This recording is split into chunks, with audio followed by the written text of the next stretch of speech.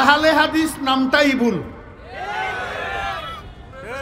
আহলে হাদিস নামটাই ভুল। হাদিস মানি তো আপনারা বুঝেন নবীজির কথা। আর আহাল শব্দের অর্থ হইল ওয়ালা। আহাল শব্দের অর্থ কি? ওয়ালা বুঝেননি? রিক্সাওয়ালা বুঝেননি? ফানওয়ালা বুঝেননি? সাওয়ালা বুঝেননি? এই সাওয়ালা এদিকে আয় করনি আপনারা।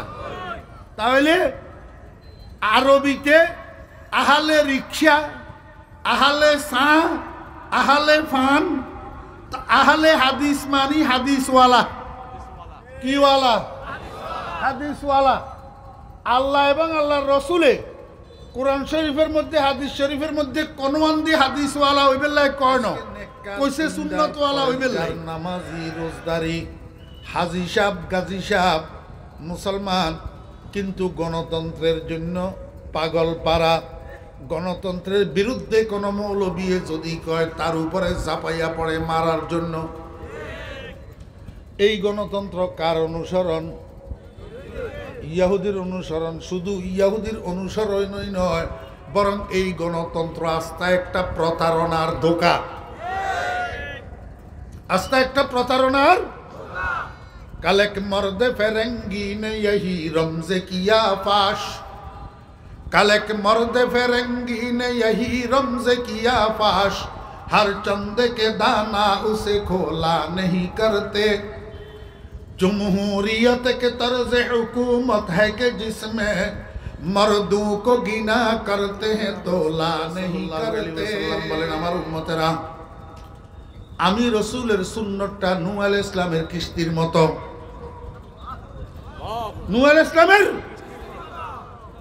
আয় দিলার সাইলে ফানা বুনিয়াদে হস্তি বরকুনদ, আয় দিলার সাইলে ফানা বুনিয়াদে হস্তি বরকুনদ, চোতরানু হাসতে কিস্তি বাজে তুফা গম্মখোর।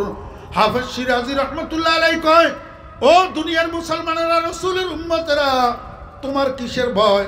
তুমি তো ওই নৌকাতে আরোহিত আছো, ওই নৌকার তুমি যাত্রী হয়ে আসো, যেই নৌকার মাঝি নূহ আলাইহিস সালাম, যেই নৌকার মাঝি নূহ আলাইহিস সালাম হয়, সেই নৌকার যাত্রীদের কোনো ভয় নাই। ও উম্মতে মুহাম্মদিয়া, তুমি কেন ভয় করো? কিয়ামতের ময়দানে তো তোমার বন্ধু হবে মুহাম্মদুর রাসূলুল্লাহ সাল্লাল্লাহু আলাইহি ওয়াসাল্লাম। যার বন্ধু মুহাম্মদুর রাসূলুল্লাহ সাল্লাল্লাহু আলাইহি ওয়াসাল্লাম হয়, কিয়ামতের ময়দানে তার কোনো অসুবিধা হবে না। চেরামি তারসিয়ায়ে মাজহার জে মাহশর, চেরামি তারসিয়ায়ে মাজহার জে মাহশর, কিয়ারত বেগুমা বাশুদ মুহাম্মদ।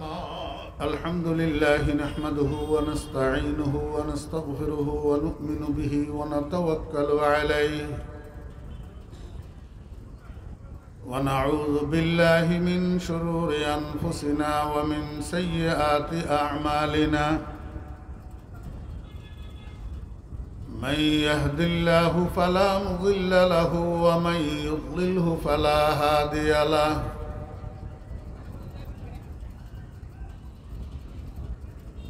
ونشهد أن لا إله إلا الله لا خالق إلا الله ولا مالك إلا الله لا محيي إلا الله ولا مميت إلا الله ولا رازق إلا الله.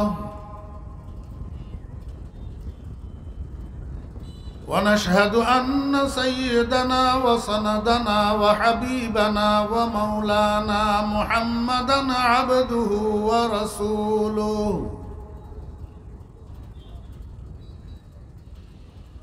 اللهم فصل وسلم عليه وعلى آله وأصحابه وأزواجه وذرياته وأهل بيته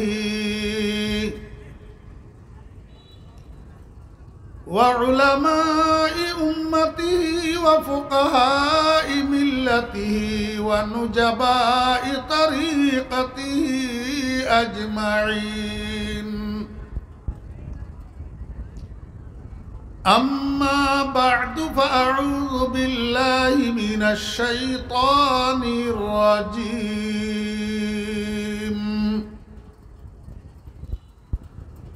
بسم الله الرحمن الرحيم.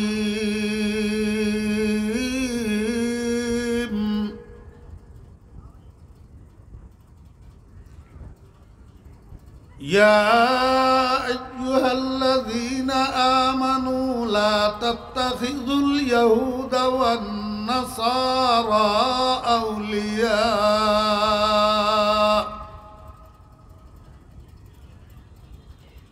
بعضهم أولياء بعض ومن يتولهم منكم فإنه منهم إن الله لا يهدي القوم الظالمين.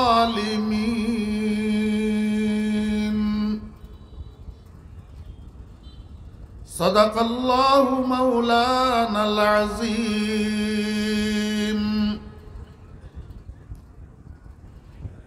قال رسول الله صلى الله عليه وسلم: أولياء الله الذين إذا رؤوا ذكر الله. وقال النبي صلى الله عليه وسلم: سنتي كسفينة نوح من أخذها نجا ومن تركها هلك، أو كما قال النبي عليه الصلاة والسلام. وصدق رسوله النبي الأمي الكريم، ونحن على ذلك لمن الشاهدين والشاكرين. ربنا تقبل منا إنك أنت السميع العليم. সম্মানিত সভাপতি, গেরামি কদর হযরত উলামায়ে কেরাম, সমাবেত সর্বস্তরের দিনদার মুসলমান ভাইয়েরা, পর্দার আড়ালের সম্মানিতা পর্দানশী মা ও বোনেরা, মহান আল্লাহ রাব্বুল আলামিনের অপরিসীম দয়ার ইহসান আল্লাহ রাব্বুল আলামিন আমাদেরকে আজ 23 এপ্রিল 2025 ইংরেজি তারিখে বাংলাদেশ মুজাহিদ কমিটি ছাগলনাইয়া উপজেলা শাখা কর্তৃক আয়োজিত ছাগলনাইয়া আদালত ভবন প্রাঙ্গণে অনুষ্ঠিতব্য আজকের এই মহতি ওয়াজ মাহফিল ও হালকায় জিকিরে আমাদেরকে অংশগ্রহণ করার তৌফিক দিয়েছেন। এই জন্য আমরা সবাই মহান রব্বুল আলামিনের শুকর আদায় করি, আলহামদুলিল্লাহ।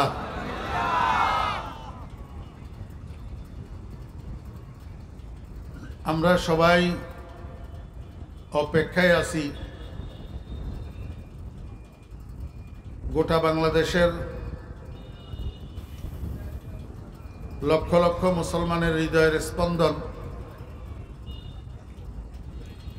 বর্তমান সময়ের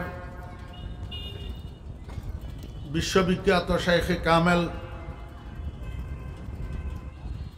রাহবরে শরীয়ত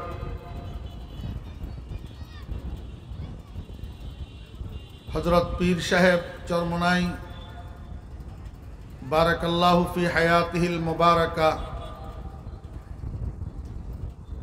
অল্পক্ষণের মধ্যে ইনশাআল্লাহ আমাদের মাঝে এসে পৌঁছাবেন।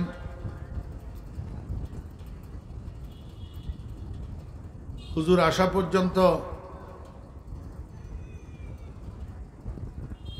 আরো হযরতে উলামায়ে কেরাম আছেন, ওনারাও কিছু কিছু আলোচনা করবেন, জিকির করবেন। তার আগে আমি অদমকে হুকুম করা হয়েছে আপনাদের সামনে বসার জন্য।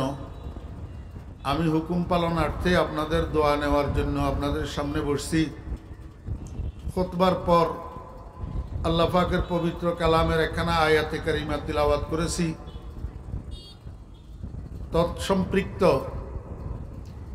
আমাদের প্রিয় নবী সরকারে দো আলম শফিউল মুজনবিন রহমতুল্লিল আলমিন জনাবে মোহাম্মদুর রসুল্লাহ সাল্লাল্লাহু আলাইহি ওয়াসাল্লামের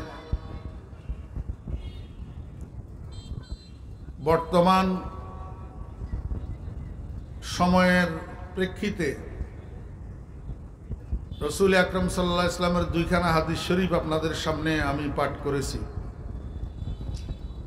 প্রথমে তিলাওয়াতকৃত আয়াতে কারিমাটার আমি একটু অনুবাদ করি, আপনারা মেহরবানি করে একটু মনোযোগ সহকারে শোনেন।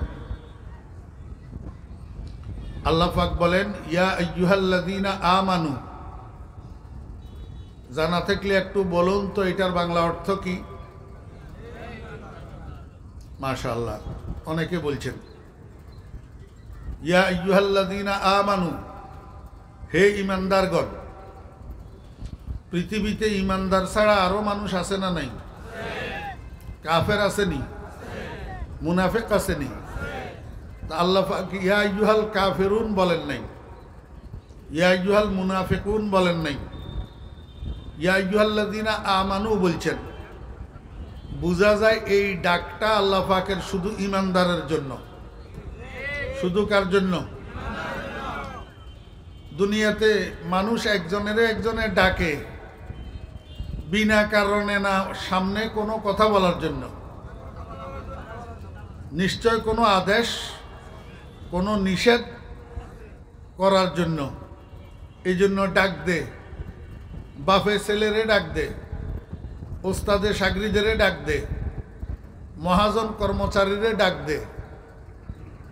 সামনে কোনো আদেশ বা নিষেধ থাকলে আপনারা একটু বুঝে থাকলে আমাকে বলুন, এখানে আল্লাহ পাক যে ডাক দিলেন ইয়া আইয়ুহাল্লাযীনা আমানু, হে ইমানদারগণ, সামনে আল্লাহ পাকের কোনো আদেশ বা নিষেধ আছে না নাই?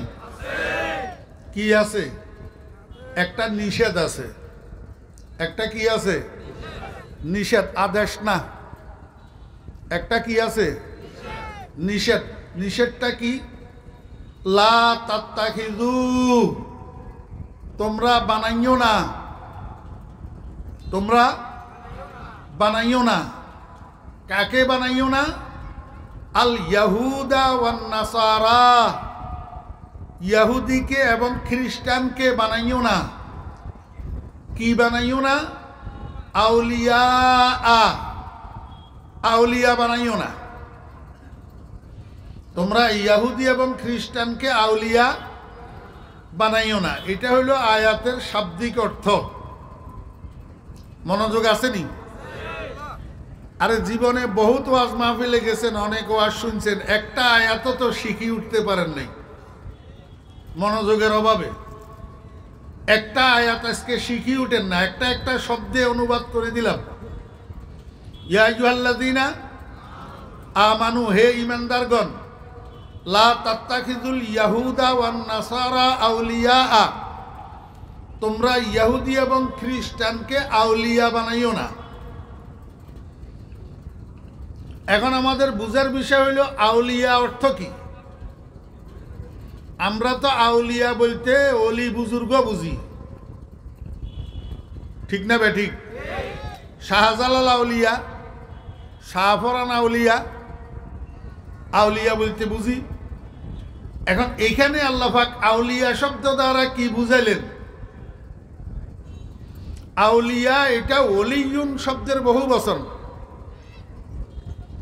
ওলিয়ুন এক বচন, আউলিয়া বহু বচন। ওলি শব্দের অভিধানের মধ্যে 4টা অর্থ আছে, কিন্তু এই 4টা অর্থ এখানে আমাদের উদ্দেশ্য না। আমরা এখানে আউলিয়া শব্দের দ্বারা আল্লাহ পাক কি বুঝাইলেন এটা বুঝার জন্য তাফসীরের শরণাপন্ন হইতে হবে। কোরআনে কারীমের তাফসীর গ্রন্থগুলোর মধ্যে এখানে আউলিয়ার দ্বারা আল্লাহ পাকের উদ্দেশ্য কি এটা বুঝতে হবে। মনোযোগ আসেনি? এখানে আউলিয়া শব্দের দ্বারায় দুইটা অর্থ হইতে পারে। কয়টা অর্থ? একটা অর্থ হলো বন্ধু, একটা অর্থ কি? বন্ধু।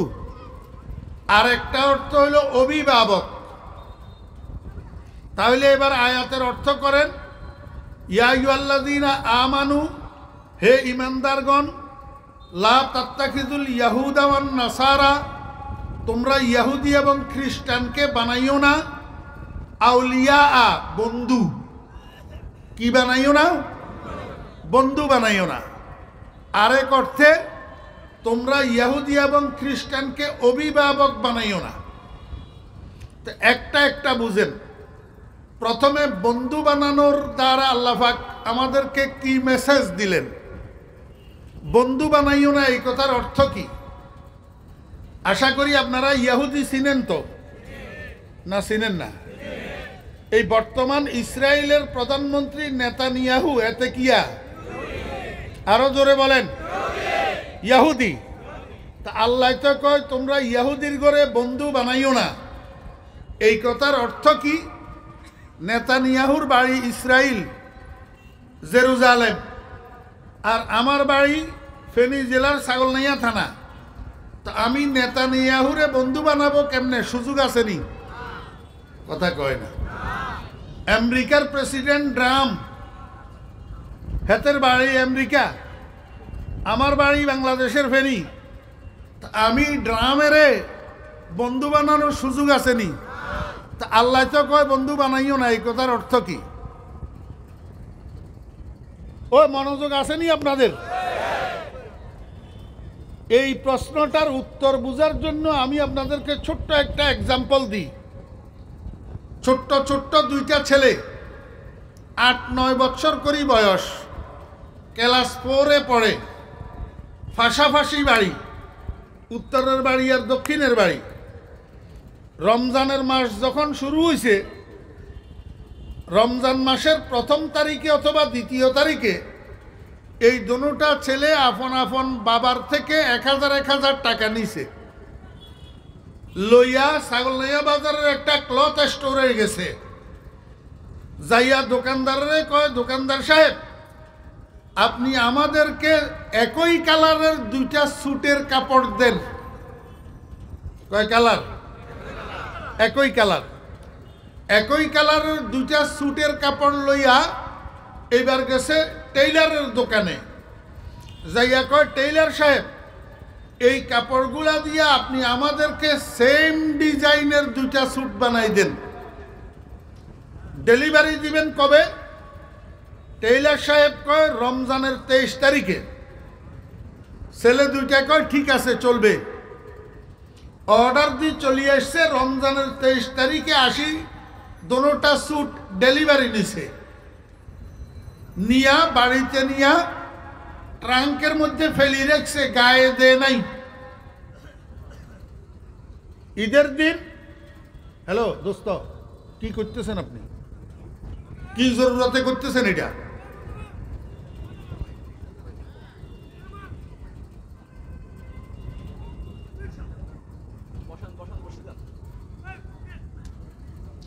হ্যাঁ, মনোযোগ আসেনি?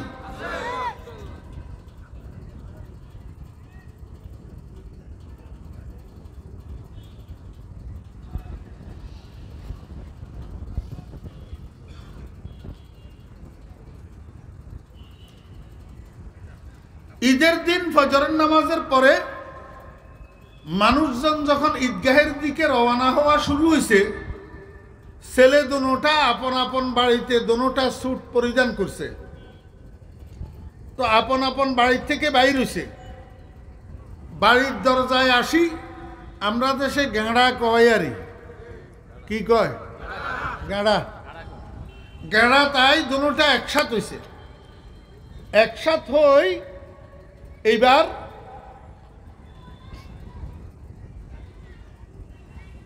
ভলান্টিয়ার বল কই? এইখান দিয়ে একজন ভলান্টিয়ার দাঁড়াও, এইদিকে যেন আর কেউ না ঢুকে, সাইডে বসুক, পিছনে বসুক। মনোযোগ আসেনি?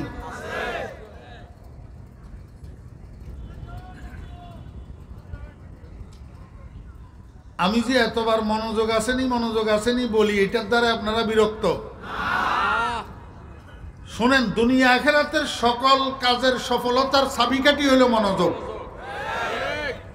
আমাদের ব্যর্থতার কারণ হলো অমনোযোগিতা, উদাসীনতা। ওয়াজ তো সারা জীবন শুনেন, গোড়ার ডিম একটা ওয়াজও বাসায় যায় না, সব এখানে থাকে। মানুষ কতগুলো আছে নিজে তো অমনোযোগী, অন্যদের কেউ শুনতে দেয় না, অন্যদের মনোযোগ নষ্ট করে।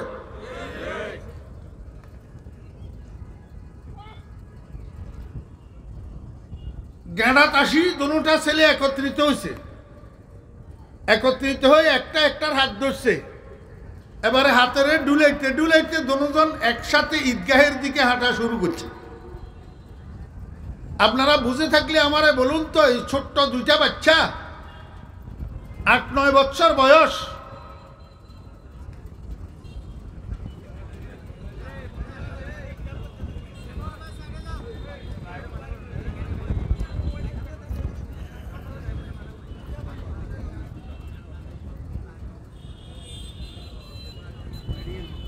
হ্যাঁ, ও আচ্ছা, শুনেন, মিডিয়া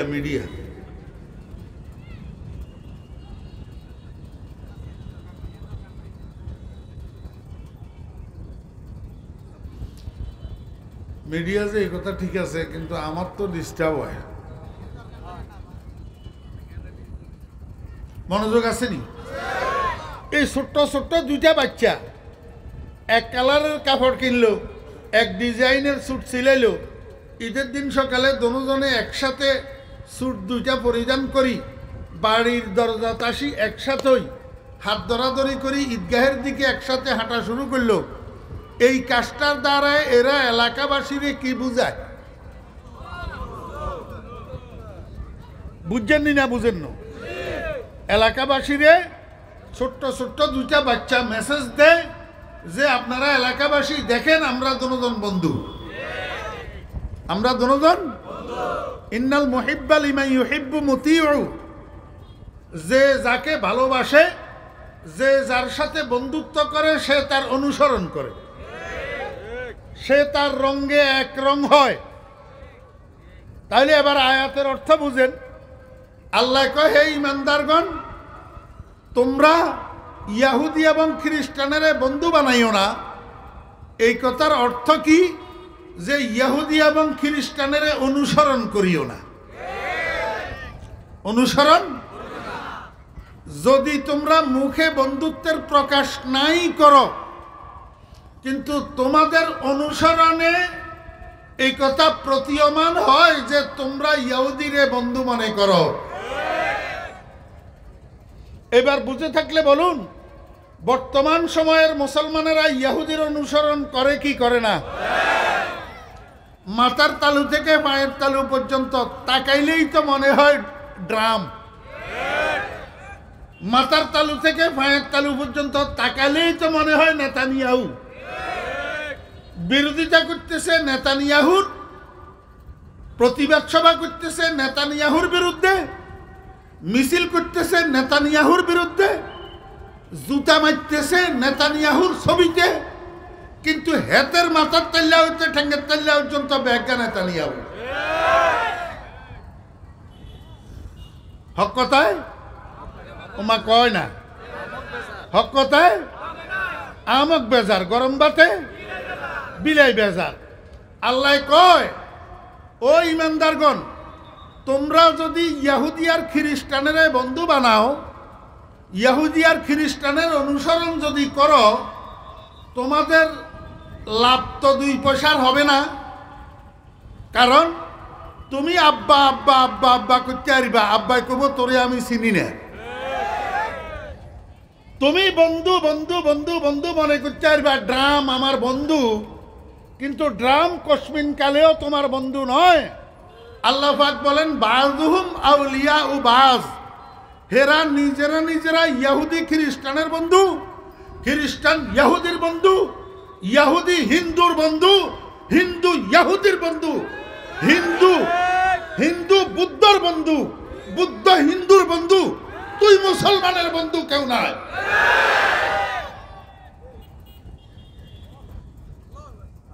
বুঝাইতাম হারিনেও মনে হয়। আর এত সুন্দর করে বুঝানির ক্ষমতা আল্লাহ আমার দেন। আল্লাহ কয় এগুনারে বন্ধু বানাইলে তোমার লাভ তো 2 পয়সার হইতো না, বরং ক্ষতি হইব। কি হইব? কি ক্ষতি হইব? কয় যে এগুন হইছে গজব পড়া মানুষ। কি পড়া? গজব পড়া। এগুনের অনুসরণ যারা করে এগুনের উপরেও গজব পড়ে। দলিল ইহদিনাস সিরাতাল মুস্তাকিম সিরাতাল্লাযীনা আন'আমতা আলাইহিম গায়রিল মাগদুবি আলাইহিম ওয়ালাদ-দাল্লিন।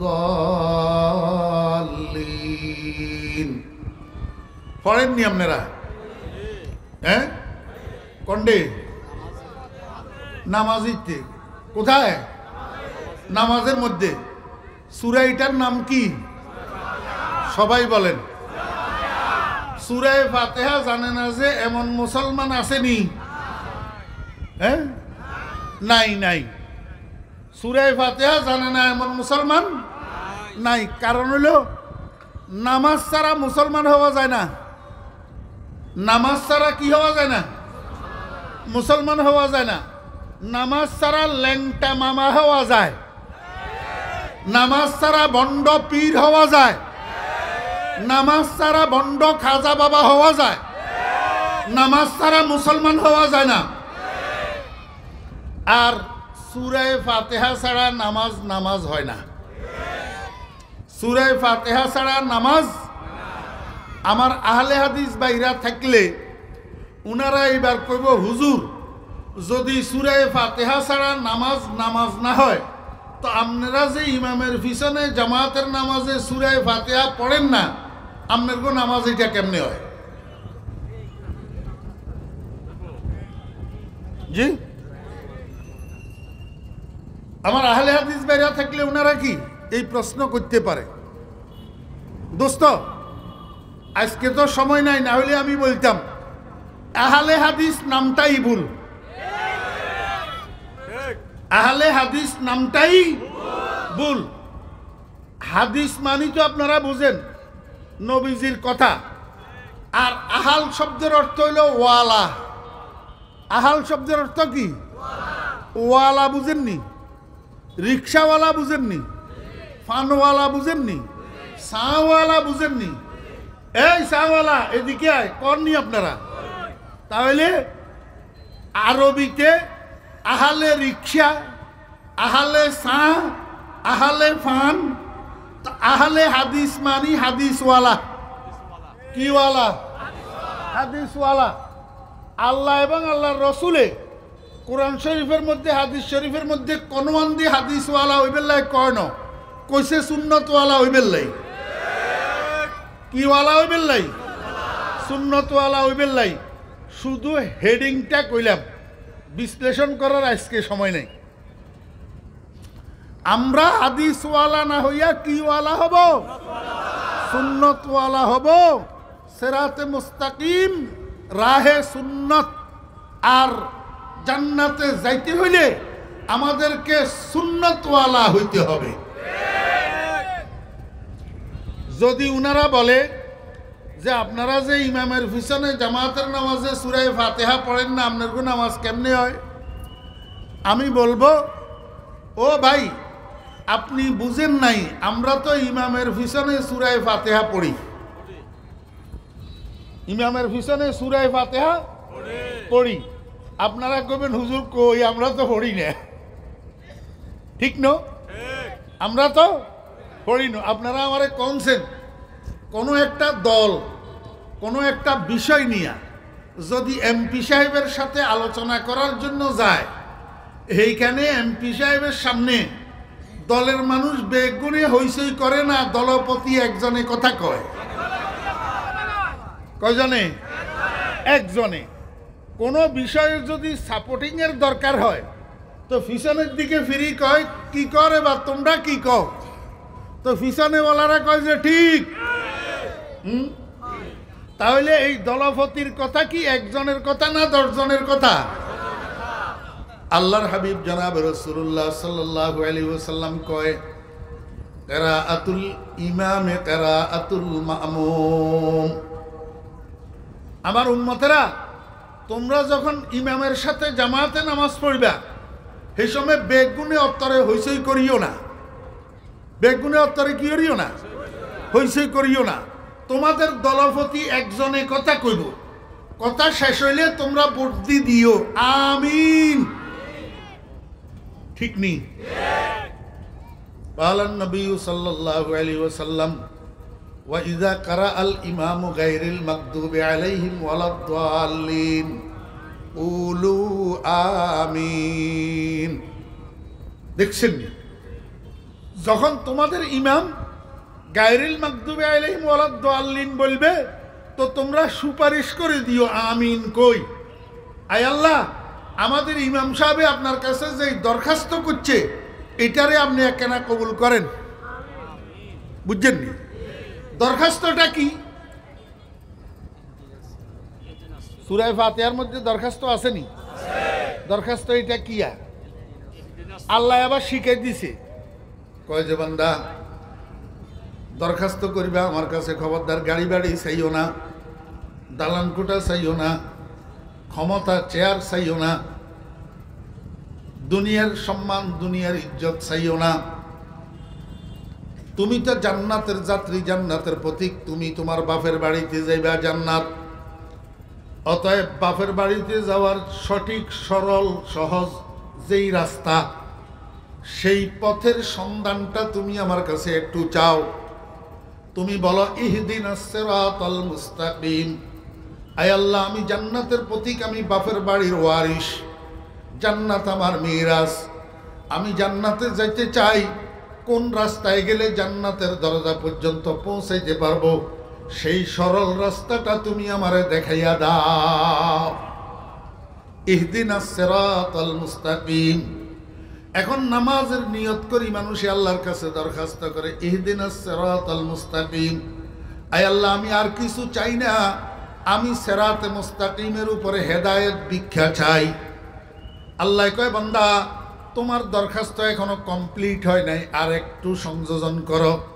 তুমি বলো, আয় আল্লাহ, ওই সিরাতে মুস্তাকিমের বাস্তব নমুনাটা আপনি আমারে একটু দেখাইয়া দেন। আল্লাহ কয়, বান্দা সিরাতে মুস্তাকিমের বাস্তব নমুনা আমার পুরস্কার প্রাপ্ত বান্দাদের চলার পথ। পুরস্কার প্রাপ্ত বান্দারা 4 দল: নবী রসুলগণ, সিদ্দিকগণ, শহীদগণ, সালেহিনগণ। তুমি আমার কাছে বলো সিরাতাল্লাযীনা আনআমতা আলাইহিম। আয় আল্লাহ, আপনি আপনার পুরস্কার প্রাপ্ত মানুষদের চলার পথটা আমারে একটু দেখাইয়া দেন। আমারে নবীদের অনুসারী বানান, সিদ্দিকদের অনুসারী বানান, শহীদদের অনুসারী বানান, সালেহিনদের নেককারদের অনুসারী বানান। আল্লাহ কয়, বান্দা এখনো তোমার দরখাস্ত কমপ্লিট হয় নাই, আর একটু সংযোজন করো। তুমি বলো গায়রিল মাগদুবি আলাইহিম ওয়ালাদ-দাল্লিন। আয় আল্লাহ, আমি আপনার কাছে পানা চাই, যেই মানুষগুলা দুই জাত, এক জাতের উপরে আপনার গজব পড়ছে, আরেক জাত পথভ্রষ্ট হইয়া যাইতে লাগছিল শ্বশুর বাড়িতে, গেছে খালের রাস্তার পাশে, খালের তলায়। এই গজব পড়া মানুষ আর পথভ্রষ্ট মানুষ, এদের পথের পথিক আমারে বানাইয়েন না, এদের অনুসরণ আমাকে দিয়া করাইয়েন না। আপনি দরখাস্ত করেন, নামাজের ভিতরে করেননি?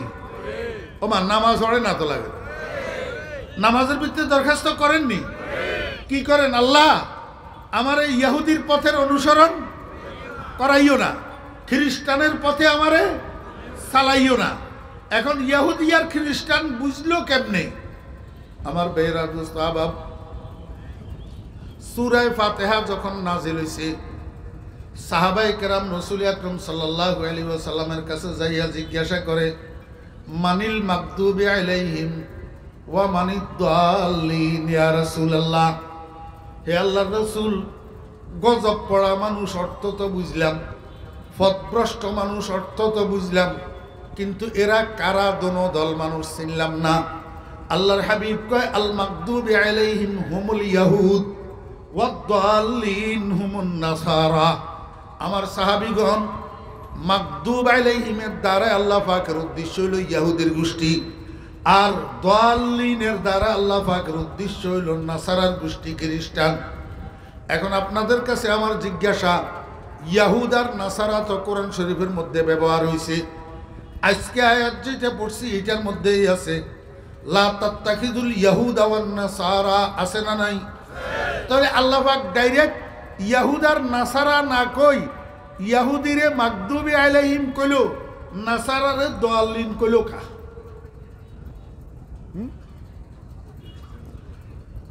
ডাইরেক্ট যদি ইয়াহুদ আর নাসারা কইতো তাহলে তো আর সাহাবীরা যায় রাসূলুল্লাহ সাল্লাল্লাহু আলাইহি ওয়াসাল্লামের জিজ্ঞাসা করা?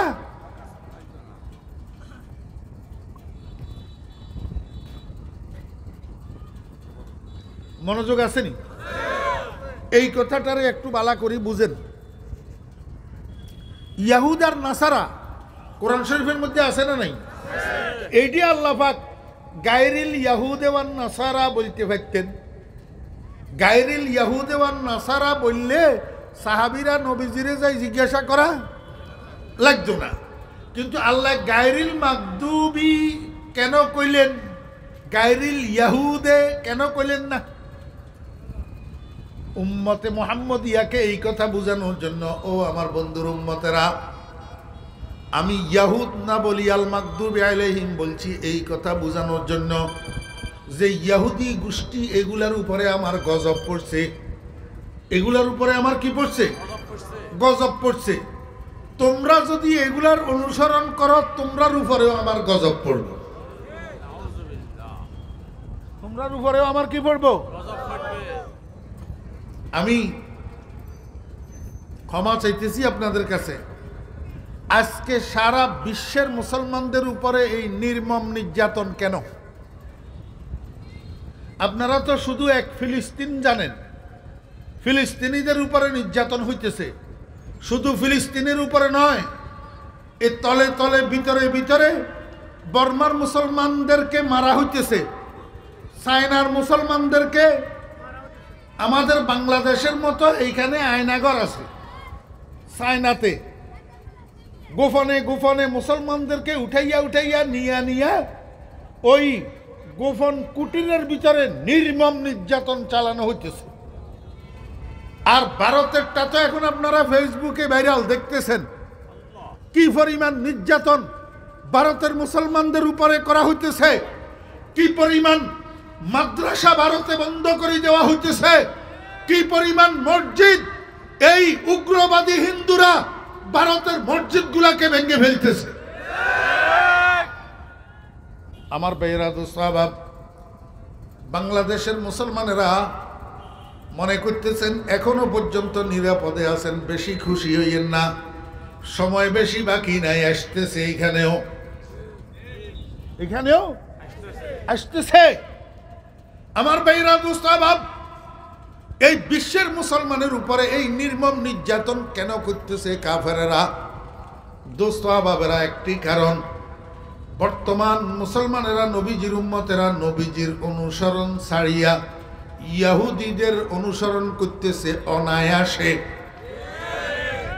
ইহুদিদের অনুসরণ করতেছে অনায়াসে। বরং কেউ যদি এই অনুসরণের বিরুদ্ধে বলে তাকে আইনের আওতায় আনিয়া বিচারের মুখোমুখি করা হইতেছে। বুঝে থাকলে বলুন, গণতন্ত্র নামের এই রাষ্ট্র পরিচালনার পদ্ধতিটা এটা কি? আমার ভাইরা দোস্তাবাব, গতকাল এক ফেরেঙ্গি মুখ ফুসকি একটা সত্য কথা কই ফেলছে, অথচ তাদের মধ্যে কোনো জ্ঞানী মানুষ এই কথাটা কয় না। এই কথাটা कल एक मर्द फरंगी ने यही रमज़े किया फाश, हर चंद के दाना उसे खोला नहीं करते। की कोइलो कोई जमहूरियत के तर्ज हुकूमत है कि जिसमें मर्दों को गिना करते हैं तोला नहीं करते। ओ दुनियार मानुष, ওই ফেরেঙ্গি ইংরেজ মুখ ফুসকি বলি ফেলছে গণতন্ত্র নামের রাষ্ট্র পরিচালনা ব্যবস্থা এটার একটা ধোঁকা। এইটার মধ্যে মানুষের মাথাগুলা গণনা করা হয়, মূল্যায়ন করা হয় না। উদাহরণ, দুইজন প্রার্থী কয়জন? দুইজন। একজন একটা কলেজের প্রিন্সিপাল, অত্যন্ত ন্যায় নীতিবান, নিষ্ঠাবান, সৎ, সত্যবাদী। ন্যায় নীতিবান, নিষ্ঠাবান, সৎ, সত্যবাদী একজন কলেজের প্রিন্সিপাল। আরেকজন প্রার্থী হলো সন্ত্রাসের গডফাদার। সন্ত্রাসের কি? গডফাদার, চাঁদাবাজির ওস্তাদ, লুটতরাজের ওস্তাদ, মানুষ খুন করার ওস্তাদ। আরেকজন প্রার্থী। এখন নির্বাচন শেষ হওয়ার পরে ফলাফল দাঁড়াইছে, প্রিন্সিপাল সাহেব হুজুর পাইলেন 40 ভোট, আর ওই সন্ত্রাসের গডফাদার পাইলেন 60 ভোট। তো গণতন্ত্রের থিওরি হলো মেজরিটি মাস্ট বি গ্যারান্টেড। সংখ্যাগরিষ্ঠতা অবশ্যই গ্রহণীয়। সংখ্যাগরিষ্ঠ ভোট যিনি পাবেন উনি নির্বাচিত হবেন। এবার বুঝে থাকলে বলুন, গণতান্ত্রিক পদ্ধতির এই নির্বাচন ব্যবস্থার মাধ্যমে নির্বাচিত হলো একজন সৎ প্রিন্সিপাল না একজন সন্ত্রাসী? কেন? ওই মাথাগুলাকে গণনা করা হয়েছে, মূল্যায়ন করা হয় নাই। ওই সন্ত্রাসের গডফাদারে যেগুনে ভোট দিছে এগুন বেগুন চোর ডাকাত, আর প্রিন্সিপাল সাহেব যে 40 ভোট পাইছেন এগুন বেগুন শিক্ষিত লিটারেট পার্সন। যদি মূল্যায়ন করা হয় তাহলে প্রিন্সিপাল সাহেবদের ভোটারগুলা মূল্যায়িত হবে, ওই 60 ভোট মূল্যায়িত হয় না। গণতন্ত্রের থিওরি হলো মাথারে মূল্যায়ন করা নয়, মাথারে গণনা করা। আর এই মাথা গণনা করার পদ্ধতিতে যতদিন নেতা নির্বাচিত হবে ততদিন তথাকথিত এই ভোটারদের কপালে শান্তি আর আসবে না। এনে সিলাইলেন তো, কিন্তু ভোট আইলে এই সময় তো মার্কা এই দুগা ছাড়া আর কিছু বোঝেন না। হাত ফাঁকার মার্কারে তো দিবেন না ভোটটা। হ্যাঁ, देखा से जमहूरियत के तर्ज हुकूमत है कि जिसमें मर्दों को गिना करते हैं तोला नहीं करते। बांग्लादेशेर मानुष दल बुझे इस्लाम बुझे ना, बक्तार भक्त है किन्तु बक्तार बक्तृताय इस्लामेर भक्त है ना। फलना बक्ता भालो, तलना बक्ता भालो, किन्तु बक्ताय जे इस्लामेर कथा कय से इस्लामटा भालो এই কথা তার মুখ থেকে বাইর হয় না। আমার কথা যদি ভুল হয় আপনাদের জুতে আমার গাল। আমরা বাংলাদেশের শ্রোতারা বক্তৃতা শুনি, বক্তার ভক্ত হই, ইসলামের ভক্ত হই না। যদি ইসলামের ভক্ত হতাম কোন মুসলমানের ভোট কোন সন্ত্রাসীর বাক্সে যেত না।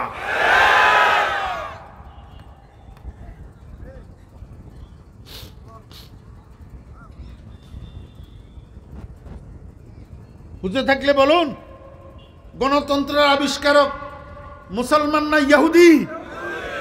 মুসলমান না খ্রিস্টান? তাহলে গণতন্ত্রকে অনুসরণ করা রসুলের অনুসরণ না ইহুদির অনুসরণ, খ্রিস্টানের অনুসরণ?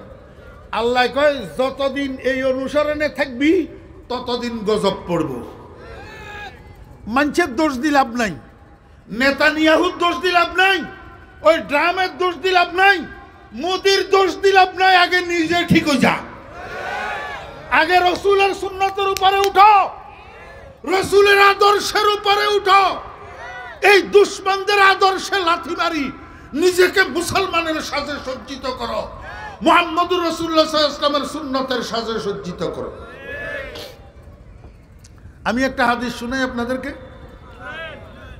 সম্ভবত অল্প সংখ্যক কিছু আলেম ওলামা ছাড়া আর এই হাদিসটা আপনারা শুনেননি। ক্বালান নবী সাল্লাল্লাহু আলাইহি ওয়াসাল্লাম সুন্নতি কাসফিনাতে নূহ মান আখাযাহা নাজা ওয়া মান তারাকাহা হালাকা আও কামা ক্বালান নবী আলাইহিস সালাতু ওয়াসসালাম।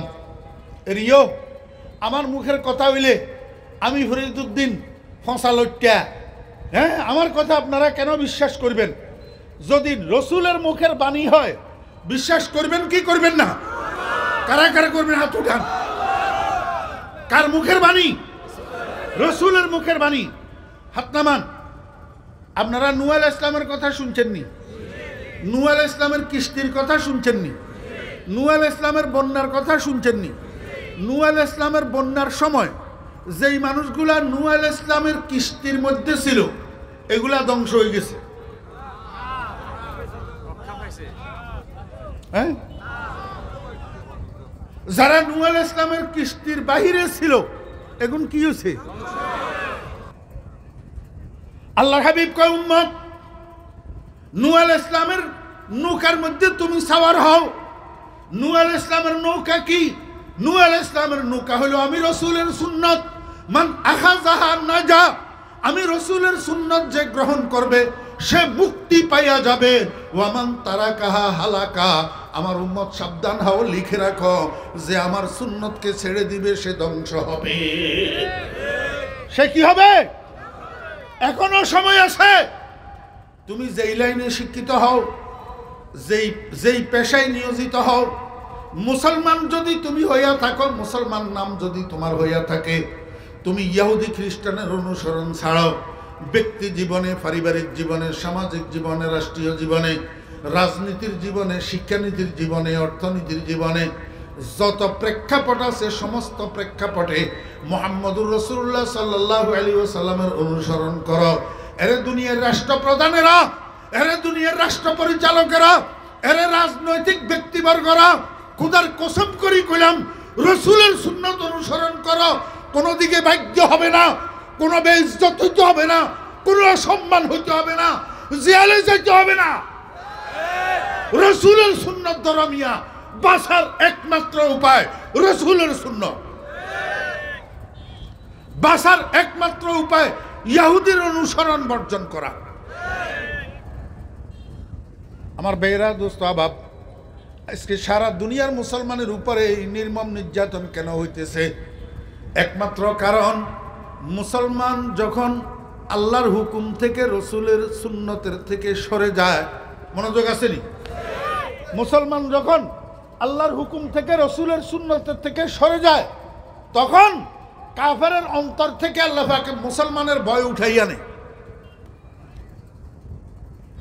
আমার ভাইরা দোস্ত আবাব, যতক্ষণ পর্যন্ত মুসলমান সুন্নতের উপরে উঠবে না, যতক্ষণ পর্যন্ত মুসলমান ইহুদি খ্রিস্টানের অনুসরণ ছাড়বে না, সারা দুনিয়ার ওলি আবদালে দোয়া করলেও দোয়া কবুল হবে না।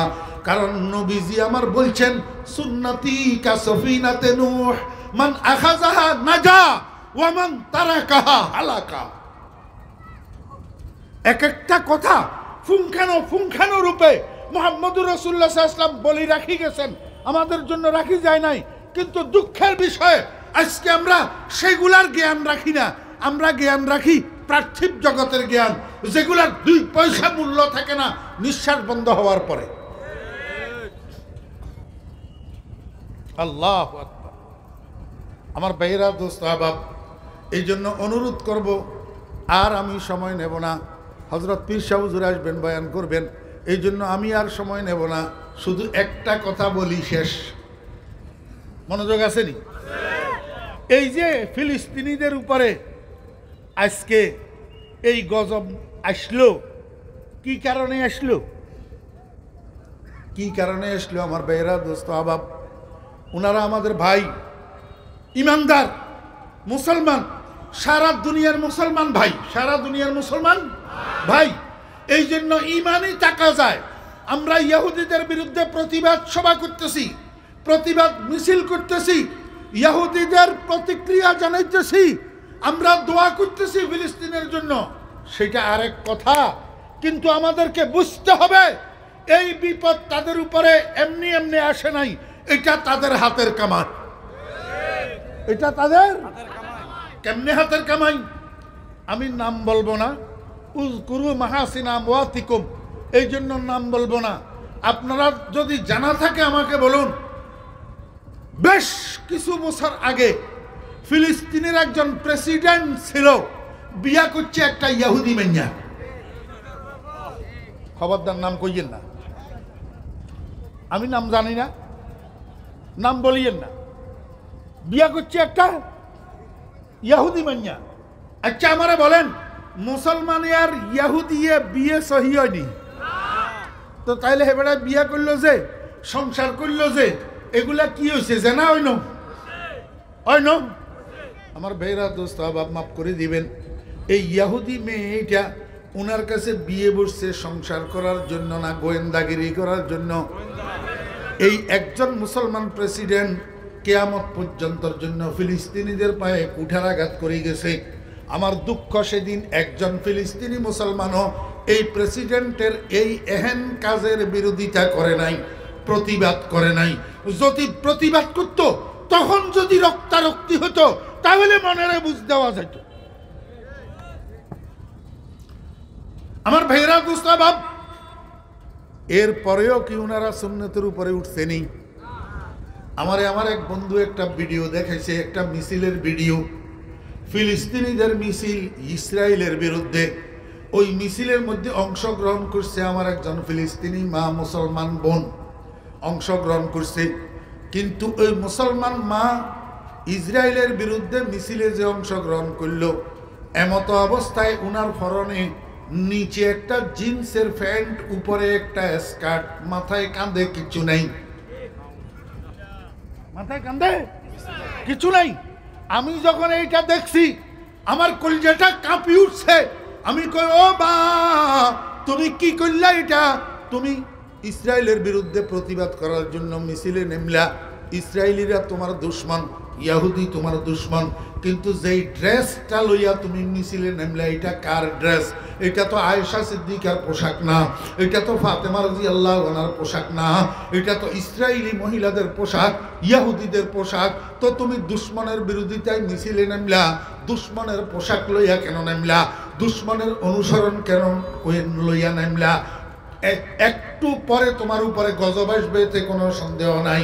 গজব আসবে, কারণ ইহুদির অনুসরণের মধ্যে গজব। আল্লাহ পাক নিজে বলছেন। এই জন্য ও বোন, এই কাজটা তো তুমি ঠিক করো নাই। 4-5 মিনিট পরে একটা গাড়ি লইয়া ইসরায়েলি সৈন্য 4-5 জন আসি, মহিলাটারে টেনে হেঁচড়ে গাড়িতে উঠাইয়া কোথায় নিয়ে গেছে আল্লাহ পাক ভালো জানে। আমার ভাইরা দোস্ত আবার বলুন না, এই বিপদটা হাতের কামাই কিনা? যদি তুমি একটা বোরকা পরি, যদি পর্দার সাথে মুসলিম লেবাস লইয়া যদি যদি তুমি মিছিলে নামতা, খোদার কসম আল্লাহ তোমাকে হেফাজত করতেন। ওয়াল্লাযীনা জাহাদু ফীনা লানাহদিয়ান্নাহুম সুবুলান। মুসলমান ভাইরা, এখনো সময় আছে। ইহুদির অনুসরণ ছাড়ুন, মুহাম্মদুর রাসূলুল্লাহ সাল্লাল্লাহু আলাইহি ওয়াসাল্লামের সুন্নতের উপরে উঠুন, নবীজির আদর্শের উপরে উঠুন। অর্থনীতিতে, সমাজনীতিতে, রাজনীতিতে, সব নীতিতে নবীজির আদর্শ অনুসরণ করুন, ইহুদির আদর্শ অনুসরণ করুন। নসিহত উদ্দেশ্য ছিল, তাই করিলাম। আল্লাহর সপর্দ করে আমি চলিলাম। ইন্নামা আনা নাযিরুল উরিয়ান। আমাদের দায়িত্ব হলো বলি দেওয়া, বুঝাই দেওয়া, গ্রহণ করা আর না করা যার যার ব্যক্তিগত। আর একটা বিষয় আলোচনা করার ইচ্ছা ছিল, আউলিয়ার উপরে, কিন্তু আজকে আর সময় হইল না। আর এমনিতে অনেক সময় নিয়ে নিয়েছি, 10টা বাজে গেছে। আল্লাহ পাক আমাদেরকে আমল করার তৌফিক দান করেন। ওয়া আখিরু দাওয়ানা আনিল হামদুলিল্লাহি রাব্বিল আলামিন। আসসালামু আলাইকুম ওয়া রাহমাতুল্লাহি ওয়া বারাকাতুহু। হযরত পীর সাহেব হুজুর আজ সাওলানা আজিজি